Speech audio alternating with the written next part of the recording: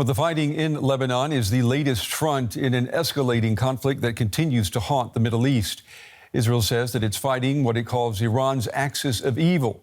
Now, since the start of the war in Gaza, almost all Iran-backed groups have stepped up their attacks on Israel. We take a look now at the variety of threats that are facing the country. More strikes on Lebanon as Israel continues its operations against the militant group Hezbollah. This is just one of several fronts in the region where the country is facing threats. Prime Minister Benjamin Netanyahu says Israel is fighting for survival. Citizens of Israel, we're in a campaign against Iran's axis of evil. What he is calling the axis of evil is known on the opposing side as the axis of resistance.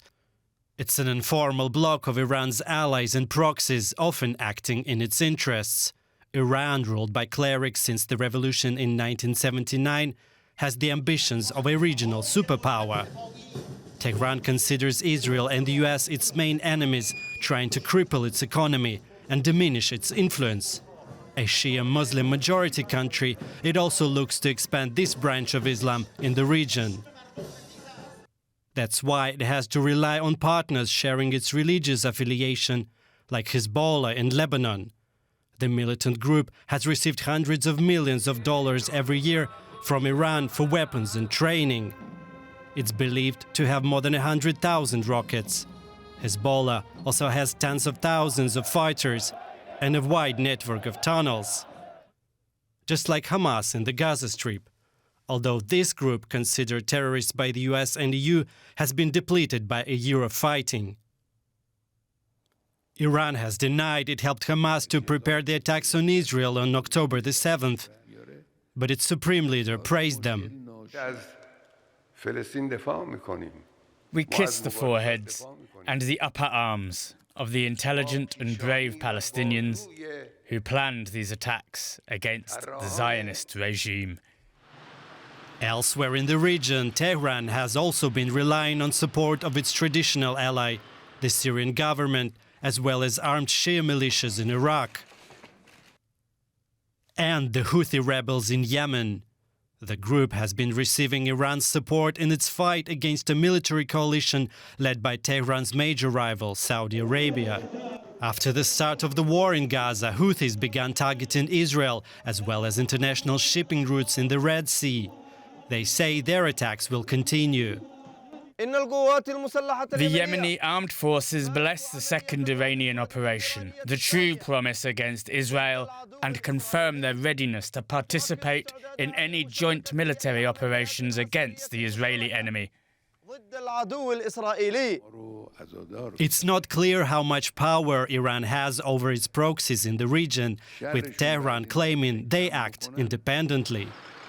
But the rising number of their attacks on Israel suggests they are becoming increasingly important for Iran's struggle for power in the region. All right, I want to bring in now Ali Fathollah-Nejad. He's the founder and director of the Center for Middle East and Global Order here in Berlin. It's good to see you again. The power dynamics in this part of the world have been in flux, especially in the last week. How would you assess the condition of Iran's proxy network right now? Actually, what we've seen last week with Israel's bombardment of Hezbollah-linked areas in southern and eastern Lebanon and the elimination of almost the entire leadership of Hezbollah, including the central figure, that is the Secretary General of Hezbollah, Nasrallah, was probably a breaking point for Iran because do not forget that Hezbollah is the crown jewel within this axis of resistance that is sponsored, financed, trained, and ideologically influenced by the Islamic Republic of Iran. Nasrallah has been very close also to Iran's supreme leader, Ali Khamenei. So this has been a loss of historic proportions. So a lot of discussions started in Tehran what to do now, and probably what we've seen with the second attack on Israel has been a kind of response to that. And we know that Israeli leaders are weighing their response to Iran's missile attack. Where would you say Iran is most vulnerable right now? Well, there's a lot of Iranian vulnerabilities because there is still, there are a lot of risks associated with Iran entering a large-scale war that also goes, into months, if not more, against Israel and the United States. There are a lot of liabilities on the Iranian side. First of all, militarily speaking, there is sheer supremacy from the Israeli side, let alone the American side, from the air. Iranian air defenses cannot really respond to that challenge. Secondly, there is probably heavy intelligence infiltration by Israel into the power center of the Islamic Republic, which is also very much complicating decision-making, let alone in the event of a war. Thirdly, there is the possibility that Israel has sabotaged, as it did with Hezbollah, the Islamic Revolutionary Guard's core communication devices. So there is also no certainty on that front. And lastly, economically speaking, Iranian state coffers are emptier than the present administration has thought. So there is a lot of dilemmas from the Iranian side. This is why the Iranians said that the attack was over for them, the mission was accomplished. But in terms of Israeli responses, we have to see what will happen. And if we look beyond the Middle East, we know that Iran has a strategic partnership with Russia. Tehran notified Moscow, for example, before launching its missiles against Israel. How is Russia supporting Iran in this conflict, if at all?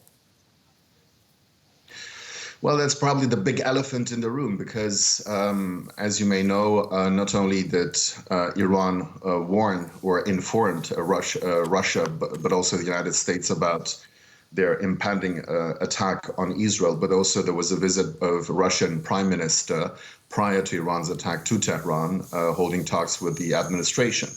So from a Russian viewpoint, this kind of mission that has been proclaimed by the new Iranian administration to seek re-entering dialogue and negotiations with the West to get sanctions relief and to get, to enter into kind of rapprochement with the West would be a threat.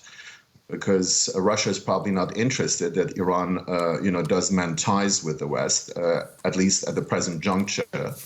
And what Russia is more interested is that the conflict in the Middle East is going to continue so that the West is going to be embroiled in that conflict so that Russia can have a freer hand in its doings against Ukraine. So this is the kind of calculus that, to my mind, seems predominant in Moscow today. Ali Fathollah-Nejad of the Center for Middle East and Global Order, we appreciate your analysis and helping us connect the dots. Thank you. Thank you.